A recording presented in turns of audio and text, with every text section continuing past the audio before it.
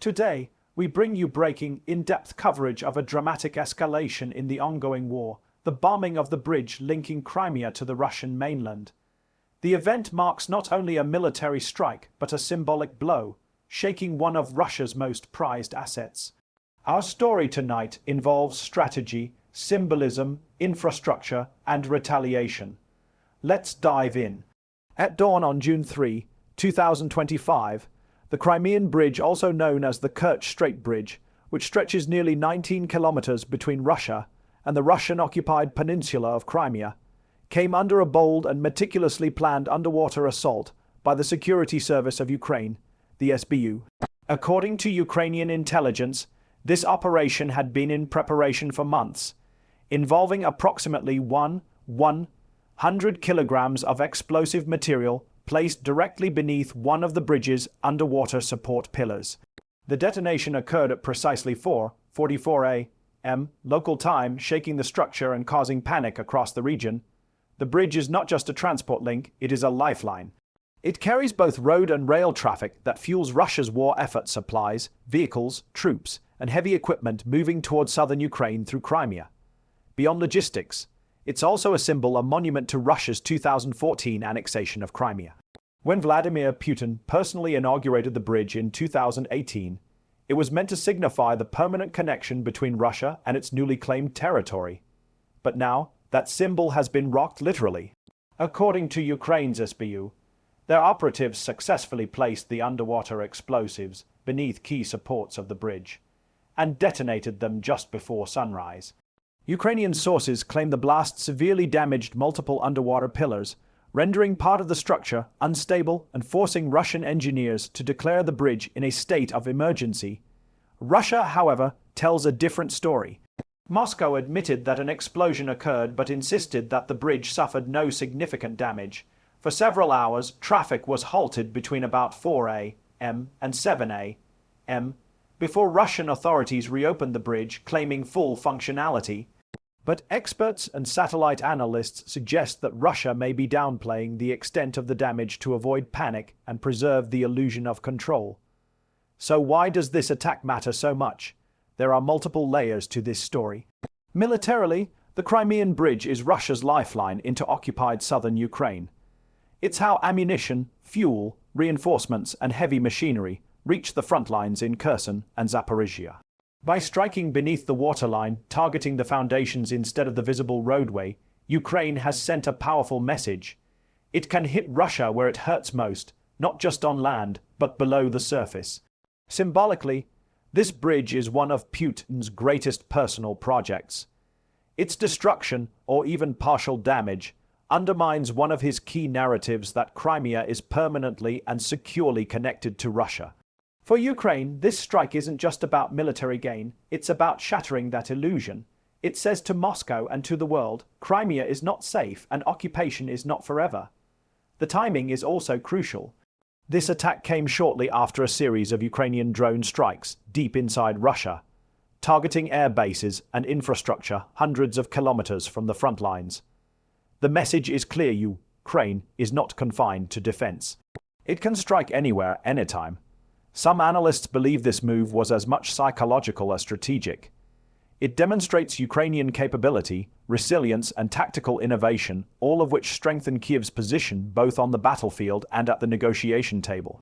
It also reassures Western allies that their support continues to empower Ukraine to carry out complex, high-value operations. Moscow's response has been cautious but angry. The Kremlin's spokesperson, Dmitry Peskov, downplayed the extent of the damage, insisting the bridge remains operational. But Russian officials are clearly rattled. Former President Dmitry Medvedev, now deputy chairman of Russia's Security Council, issued a chilling warning, writing on social media, "Everything that is supposed to explode will certainly explode." His words are being interpreted as a promise of retaliation, possibly in the form of intensified strikes across Ukraine. For now, traffic across the bridge has resumed, but the psychological blow is undeniable. Russian telegram channels report widespread concern among civilians and soldiers alike. The bridge, once believed to be impenetrable, has been proven vulnerable again. Strategically, This attack could complicate Russia's logistics significantly. If the underwater supports are weakened, the entire structure may require extensive repair. That means delays, detours, and disruptions in supply, routes all of which can affect the front lines. Repairs could take months and cost millions while leaving the bridge under constant threat of further strikes. There's also the risk of escalation. From Russia's perspective, this was a deliberate act of terrorism against its infrastructure. That narrative may serve as justification for new waves of missile and drone strikes against Ukrainian targets, both military and civilian. Expect to see intensified Russian attacks on energy facilities, ports, and transportation hubs in retaliation. Internationally, this event reverberates far beyond the Black Sea.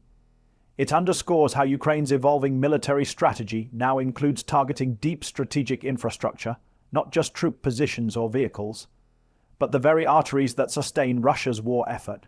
Western observers are watching closely.